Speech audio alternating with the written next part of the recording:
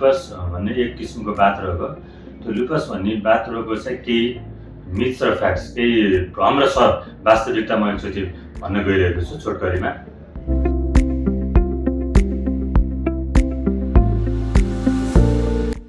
पहिलो नम्बरमा त धेरै मानिसले बुझ्नुहुन्छ लुपस सङ्क्रामक रोग हो, इन्फेक्सनले हुने हो।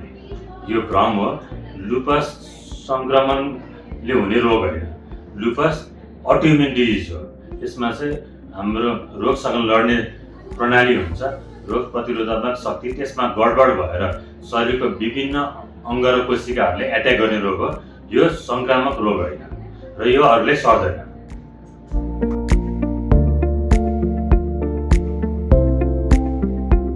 धेरैले बुझ्नुहुन्छ लुपस फिमेल तथा महिलाहरूमा मात्रै हुने रोग भनेर। त्यस्तो होइन, धेरै जस्तो महिलामा हुने हो, तर यो रोग बच्चामा पनि हुनसक्छ, वृद्धमा पनि हुनसक्छ र पुरुषमा पनि हुनसक्छ। त्यसैले महिला बाहेक अरूमा पनि हुनसक्छ, धेरै जस्तो महिलामा हुने मात्र हो।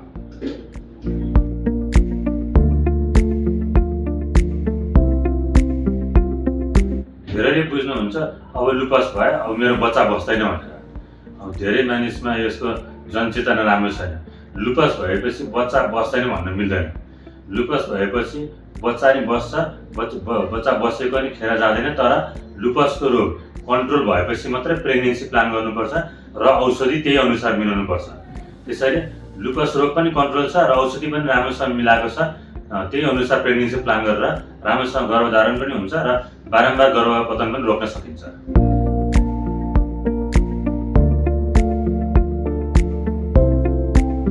धेरैजनाले बुझ्नुहुन्छ कि लुपस भयो मलाई, अब त्यसपछि मैले औषधि खान्छु, यो औषधि डक्टरले दिनुभएको छ लुपसलाई, यो औषधिले मेरो लिभर फेल हुन्छ, किडनी फेल हुन्छ, आँखा खत्तम हुन्छ, त्यस्तो भनेर बुझ्नुहुन्छ।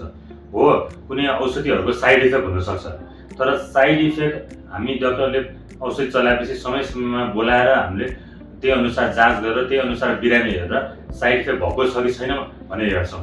तर साइड इफेक्ट भन्दा पनि लुपस रोगले नै आफैले चाहिँ लिभरमा हान्ने, किडनीमा हान्ने, मुटुमा हान्ने, मस्तिष्कमा हान्ने हुन्छ। त्यसैले औषधिले भन्दा पनि लुपसले चाहिँ मान्छेलाई सिरियस बनाउन सक्छ, औषधिले सिरियस बनाउन सक्छ भनेर भ्रममा पर्नु भएन।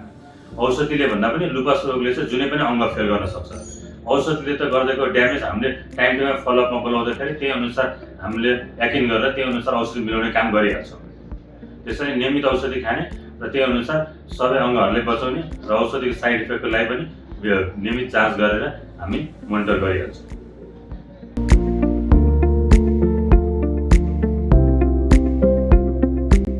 धेरै जसरी बुझ्नुहुन्छ लुपस रोग भयो मलाई, अब मेरो जिन्दगी नै खत्तम भयो भनेर। त्यस्तो हुँदैन।